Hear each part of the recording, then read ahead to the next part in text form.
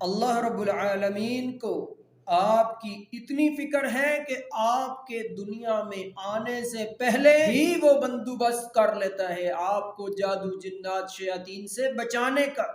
وہ کیسے؟ آئیے قرآن اور سنت سے پوچھتے ہیں۔ سنت میں نبی علیہ الصلوۃ والسلام نے ارشاد فرمایا، تم میں سے جو بھی اپنی زوجہ کے پاس حق زوجیت ادا کرنا چاہے تو اس سے پہلے یہ دعا پڑھے، بسم اللہ اللہم جنبنا وجنب الشیطان ما رزقتنا۔ اے اللہ ہمیں اور جو اس کے نتیجے میں عطا کرے گا اس کو بھی شیطان سے محفوظ رکھنا، یعنی ہمیں بھی اور ہماری اولاد کو بھی۔